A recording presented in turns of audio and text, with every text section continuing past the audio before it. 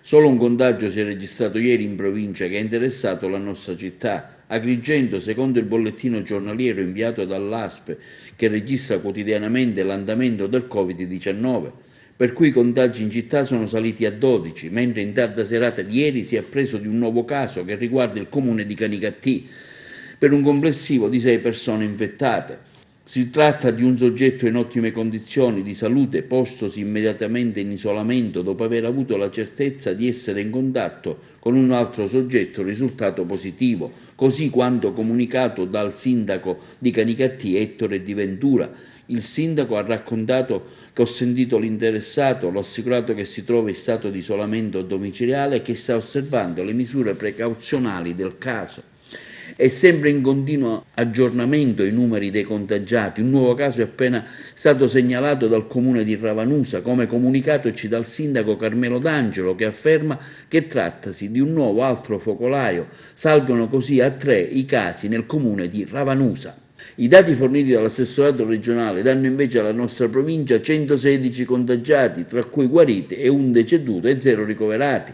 Catania è sempre al primo posto con 570 persone contaminate, a seguire Messina con 356, in aumento di ben 9 casi, Palermo 297 più 2, Enna 281, Trapani 100, Caltanissetta 102 più 2, Siracusa registra invece un dato positivo di ben 10 casi, quindi Ragusa con 53 casi, 2 in più.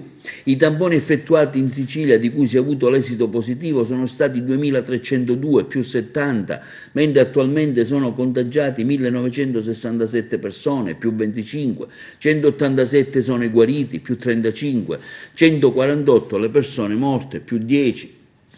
Dei 1967 pazienti risultati positivi, 62 risultano essere ancora in terapia intensiva e ben 1337 in isolamento domiciliare e 630 ricoverati presso strutture ospedaliere.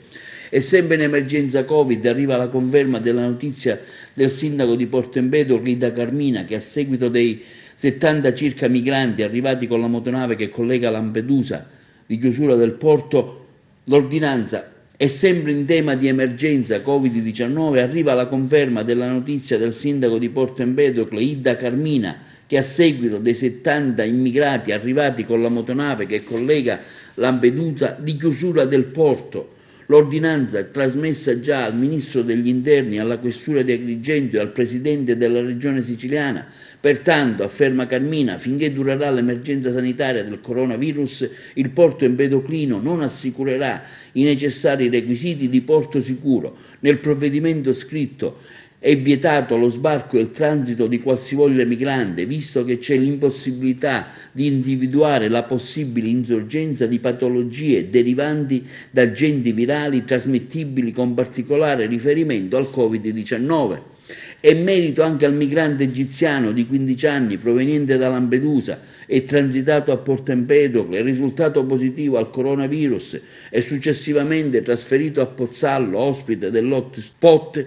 La Procura apre un fascicolo che mira a stabilire le responsabilità. Il giovane mostrava evidenti segni di malattia come febbre alta e una congiuntivite. Il sindaco di Pozzallo, Roberto Ammatumma, ha così presentato un doppio esposto, una alla Procura di Agrigento e una a quella di Ragusa, per verificare l'avvenuta responsabilità, portando quindi all'apertura di un fascicolo contro ignoti e rifiuto e omissione di atti d'ufficio per delitto colposo contro la salute pubblica. Intanto dalla Prefettura di Agrigento fanno sapere che sono stati allertati sia l'ufficiale sanitario di Porto Empedocle che le direzioni dell'ASP affinché siano individuate le persone di questa provincia che hanno avuto contatti con il migrante egiziano. Queste persone saranno poste in isolamento fiduciario, saranno destinatarie di un servizio medico di sorveglianza attiva ed eventualmente sottoposti anche a tampone.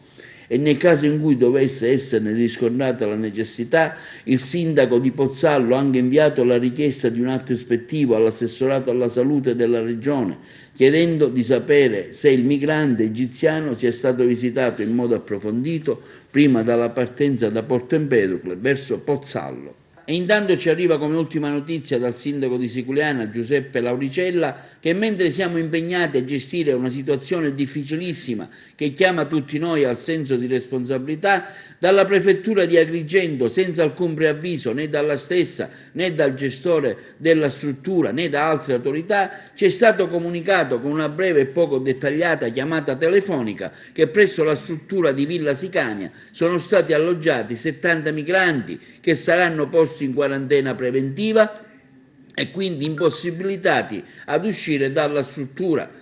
Per il primo cittadino che esprime la sua forte preoccupazione per la difesa della salute pubblica, non sono escluse azioni legali a tutela della sicurezza e del diritto alla salute di tutta la comunità siculianese.